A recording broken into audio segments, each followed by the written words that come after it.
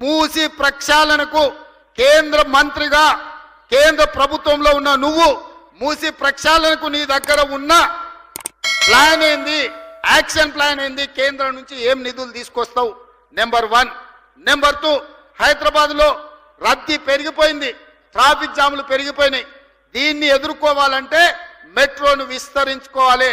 విస్తరించే మెట్రోకి నీ విధానం ఏంది, నిధులు ఎన్ని మోడీ నుంచి అడిగి తీసుకొస్తావో తెలంగాణ ప్రజలకు చెప్పు. అదే విధంగా హైదరాబాద్ నగరంలో ఫ్లైఓవర్లు కట్టాలి. అది జూబ్లీహిల్స్ చెక్ పోస్ట్ కావచ్చు, 45 కావచ్చు, అదే విధంగా ఆరంగఢ్ కావచ్చు, మెహదీపట్నం చౌరస్తా కావచ్చు, ఉస్మానియా హాస్పిటల్ కావచ్చు, లేకపోతే నింబోలి అడ్డ కావచ్చు, ఉప్పు గూడ కావచ్చు, గౌలి గూడ కావచ్చు. వీటన్నిటికీ నువ్వు తెచ్చే నిధులేంది, నీ దగ్గర ఉన్న విధానం ఏంది, నీ యాక్షన్ ప్లాన్ ఏందో కేంద్ర ప్రభుత్వంగా, కేంద్ర మంత్రిగా, ఈ సికింద్రాబాద్ పార్లమెంట్ సభ్యుడిగా నీ ప్రతిపాదనలేంటివి, కేంద్ర ప్రభుత్వం నుంచి నువ్వు తెచ్చే నిధులేంటివో ప్రజలకు జవాబు చెప్పు కిషన్ రెడ్డి గారు. మేము ఏం చేస్తామన్నా దాన్ని అడ్డుకుంటామని నువ్వు అంటున్నావు. మంచిది, నా ప్రణాళికలు నీకు నచ్చలేదు, నువ్వు అడ్డుకుంటా అంటున్నావు కదా. 6 నెలలు నేను ఊరుకుంటా, నువ్వేం చేస్తావో చెప్పు, ఏం తెస్తావో చెప్పు. మోడీని తీసుకురా, 1,50,000 కోట్లు మోడీని ఇప్పించు. 10 లక్షల మందితో పరేడ్ గ్రౌండ్లా తెలంగాణ సమాజాన్ని అంతా పిలిచి మోడీని నిన్నిద్దరిని నేను సమానం చేస్తా. అధికారికంగా నిన్నక్కడ పరేడ్ గ్రౌండ్లో 10 లక్షల మందితో సన్మానం చేసే జిమ్మెదారి నేను తీసుకుంటా. కిషన్ రెడ్డి గారు, మోడీ నుంచి 1,50,000 కోట్లు మన నగరానికి తీసుకురా. నాకేం బేసిజాలు లేవు, నాకు నగరం అభివృద్ధి చేయడమే, ఈ రాష్ట్రాన్ని అభివృద్ధి పదం వైపు నడిపించడమే. ఈరోజు ఢిల్లీ చూసినా, ముంబై చూసినా, బెంగళూరు చూసినా, చెన్నై చూసినా, కలకత్తా చూసినా కాలుష్యంతో నగరాలు అతలాకుతలం అయిపోయినాయి. ఇవాళ టీవీలు పేపర్లు చూస్తే అక్కడ నివసించలేని పరిస్థితి ఉంది. ఆల్రెడీ స్కూల్స్కు హాలిడేస్ ఇచ్చిండ్రు, అక్కడ ఉండేటోళ్లను ఆ పట్టణం వదిలి ఇతర ప్రాంతాలకు పోయి ఉండమంటుర్రు. మనం కూడా ఆ పరిస్థితిని కొని తెచ్చుకుందామా? మనం కూడా అట్లనే ఉందామా? మనం కూడా ఆ దిశగా పోతే ఈ నగరం ఎడారిగా మారి ఈ నగరం నివసించలేని ప్రాంతంగా ఉంటే ఎక్కడికి వెళ్ళాలి? అడవుల్లోకి వెళ్ళి ఆది మానవులుగా మళ్ళీ బతుకుదామా? లేకపోతే ఈ నగరాన్ని అత్యాధునిక నగరంగా తీర్చిదిద్ది ఫ్యూచర్ సిటీ కట్టుకొని ఆర్టిఫిషియల్ ఇంటెలిజెన్స్ తీసుకొచ్చి ఎలక్ట్రిక్ ఇన్వెస్ట్మెంట్స్ తీసుకొచ్చి ఫాక్స్కాన్ లాంటి పెద్ద కంపెనీలను తీసుకొచ్చి అక్కడ ఒక స్పోర్ట్స్ యూనివర్సిటీ, అక్కడ కావాల్సిన అన్ని రకాల వసతులు తీసుకొచ్చి అభివృద్ధి చేసుకుందామా లేదా? ఎయిర్పోర్ట్ నుంచి ఫ్యూచర్ సిటీకి మెట్రో రైలు నిర్మించుకుందామా లేదా? ఒక్కసారి ఆలోచన చేయండి మిత్రులారా. ఆయన కడుతుంటే ఎవరు అడ్డుకున్నారట,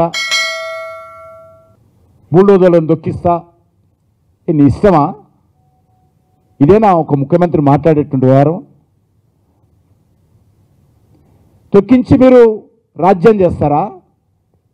ఇక్కడ ప్రజాస్వామ్యం లేదా? ఇక్కడ ప్రజలు లేరా? సిస్టమ్ ఉండదా? పేద ప్రజల ఇల్లు కూల్చొద్దు అంటే బుల్డోజర్తో తొక్కిస్తారా? మీరు తొక్కియండి, ఎట్లా తొక్కిస్తారో చూస్తాం మేము కూడా.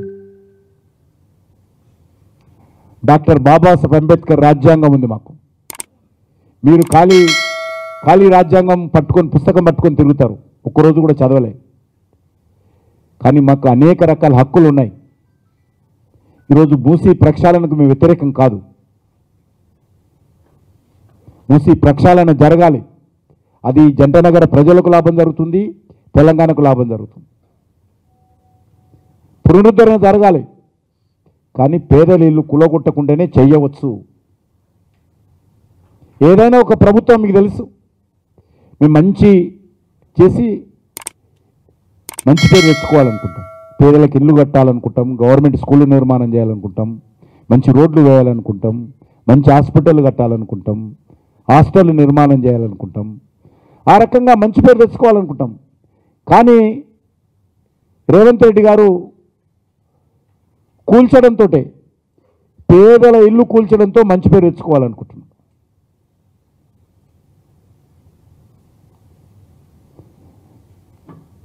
అందుకే మూసీ మీద బుల్డోజర్లతో తొక్కియడైతే మేము చావడానికి సిద్ధంగా ఉన్నాం. పేదల కోసం చావడానికి సిద్ధంగా ఉన్నాము. రేవంత్ రెడ్డి గారు మా ఎమ్మెల్యే పదవులు, మంత్రి పదవులు ఏం పోయినా ఉన్నా ఉడినా ఏం లేదు. మూసి ప్రక్షాళన చేయండి, పేదరి ఇల్లు కూలగొట్టకండి. ఇది మా నినాదం. అందుకే రేపు రాత్రి ముఖ్యమంత్రి గారు సవాల్ విసిరారు. బస్తీలో ఉంటారా? బస్తీలో ఉంటే విరమించుకుంటా అన్నాడు. కాబట్టి పేదల కోసం, పేదలతో రేపు రాత్రి మేము వాళ్ళతో కలిసి ఉంటాం. వాళ్ళ ఇళ్లలో భోంచేస్తాం. మూసి పక్కనే నిద్రపోతాను రేపు రాత్రికి.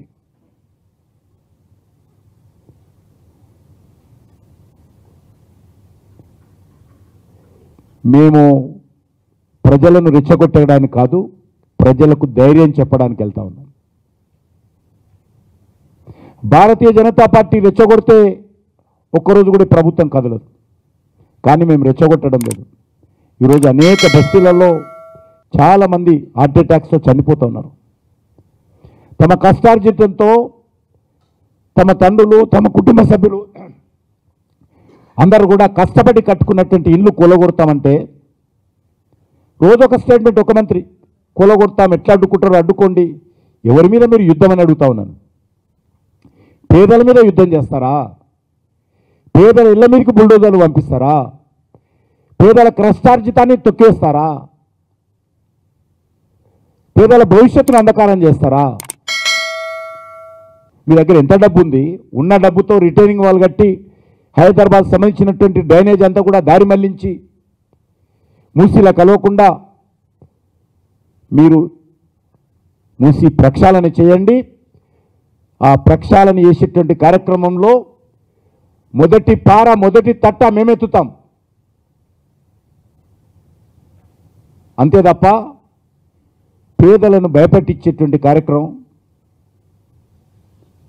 పేదల బతుకులను అవహేళన చేసేటువంటి కార్యక్రమం మంచిది కాదని చెప్పడానికే, పేదల ప్రజలకు ధైర్యం చెప్పడానికే ఈరోజు బస్తీలలో పోతే చాలామంది ఎంత ఆవేదనతో ఉన్నారో మీరు కూడా టీవీలలో చూస్తూ ఉన్నారు.